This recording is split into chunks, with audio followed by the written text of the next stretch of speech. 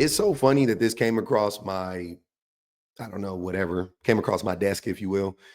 Because yesterday I was just having a full blown discussion, debate, whatever you want to call it, surrounding the idea that there is a lonely man epidemic, right?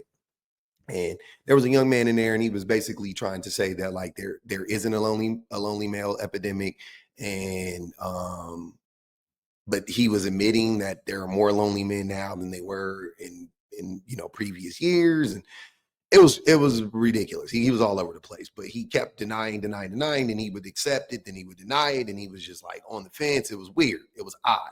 And I realized that there is a reason why men deny that there is an epidemic, because if they buy into the fact, if they buy into the idea that there is a lonely male epidemic, then that means that there is a cause for the lonely male epidemic. And what is the cause? Right? What is the cause? And the cause is the patriarchy, and we all know that. We know that. Those of us that are paying attention, we know it's misogyny that is causing men to not be able to form bonds, meaningful bonds with other men. Most importantly, forget women right now. I'm not like, it's easy to use your girlfriend or the woman in your life, your partner. It's easy to use her as your confidant, your therapist, whatever, right? Your whipping boy, like whatever. It's easy. It's easy to use to you, for you to turn the relationship you have with your woman into that dynamic. It's super easy for men to do that, but it's really hard for men to have meaningful connections, even with the opposite sex, but with other men as well. And I'm so tired of men running around here lying, talking about how you can't tell a woman anything, you can't be vulnerable with a woman, but you could be vulnerable with your friends. And I'm like, when did that start happening? Because I've been a man my whole life, and I've never felt comfortable being vulnerable with my male friends, like in reality.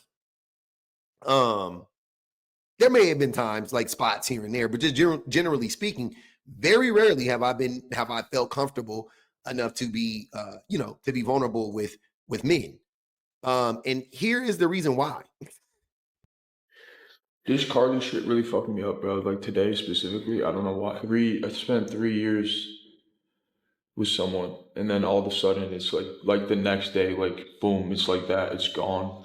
It's fucking scary shit. I don't know. I don't know how to feel about it. I feel like I just woke up, bro. Like I just got mental clarity today specifically, and I need a goal right now to put my head in and just run towards it. I need to put my head in some boobies.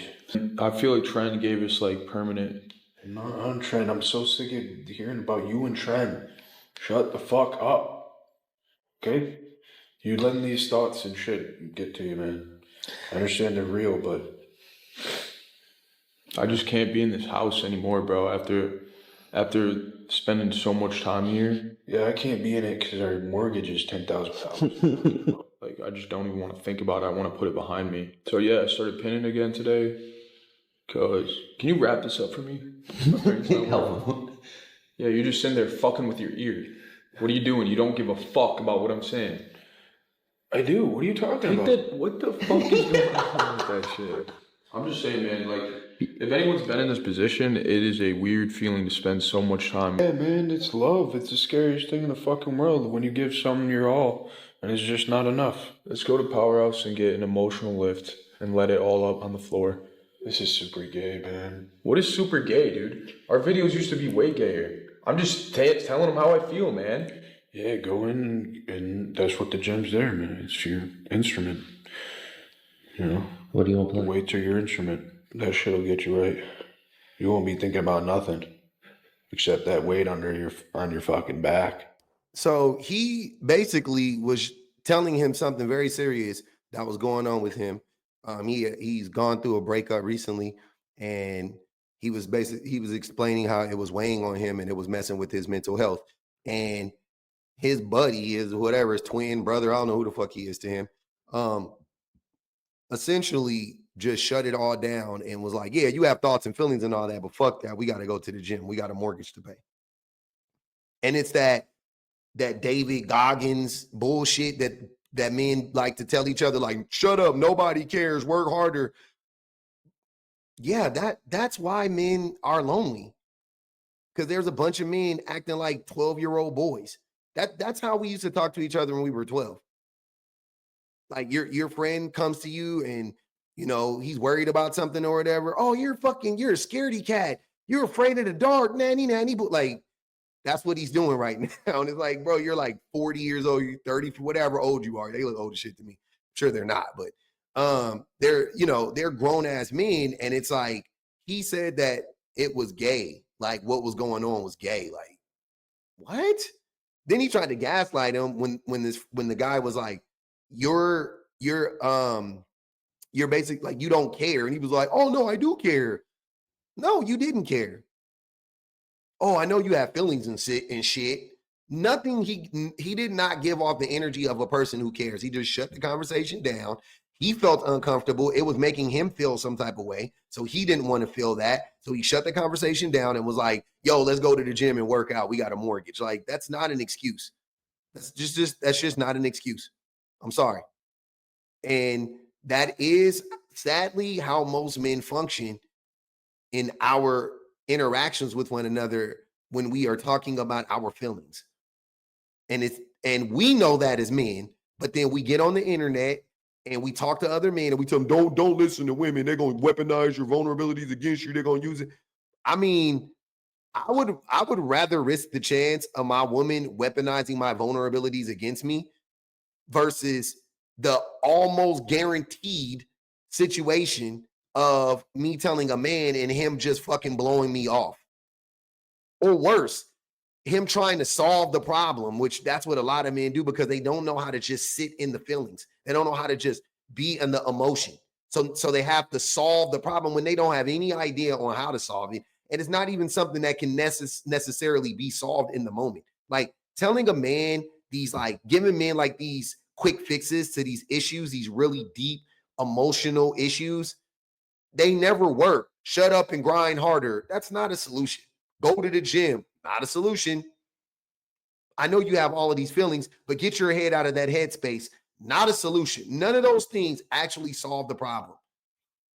Go fuck some other women. Not a solution. Like we have the worst advice to give each other. The most terrible advice. And if I was the man sitting down, I would not want to tell that man anything moving forward, which would drive a wedge between us, which would ultimately lead to us not being friends, which would ultimately lead to me being lonely and probably him being lonely. But men are out here acting like that's not what's going on. No, no, no, no, no. That's not true. There's not an epidemic, blah, blah, blah, blah, blah. Men can't be vulnerable with women. Like, no. It is 100% true, without a doubt. Men are just shallow as a puddle. That's the problem. Men are shallow as a puddle on purpose. We don't ever want to reveal anything about us, not even to our male friends, because again, it makes you look weak to men to open up, to express yourself.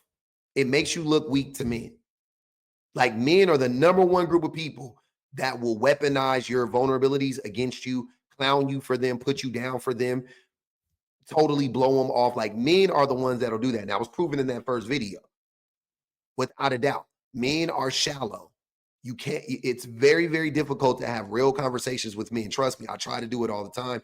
It damn near never works. It damn near never works. There is a handful of men that I know currently that I can have real conversations with.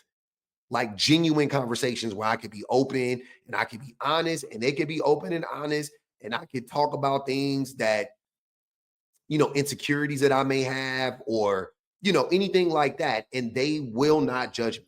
They will not judge me. They will just let it, they will just accept it and they won't try to solve it. They'll just be like, damn, yeah, I can understand why that would make you feel that way. And yeah, I maybe, and if they've been there, they'll be like, yeah, I've been there before. I know what that feels like.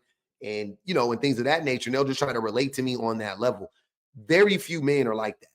Most of the men won't even listen to you, just to be honest. But the ones that do halfway listen, they're not trying to understand. They're not trying, because to be empathetic, you're gonna have to feel some of that weight too. You're gonna have to some extent take on some of that burden. You are. That's just that's what it is. It's built into being empathetic, right? Doesn't mean that you can't get through it or whatever, but in that moment, you're definitely gonna have to take on some of that weight. And men, we're not interested in doing that for other people.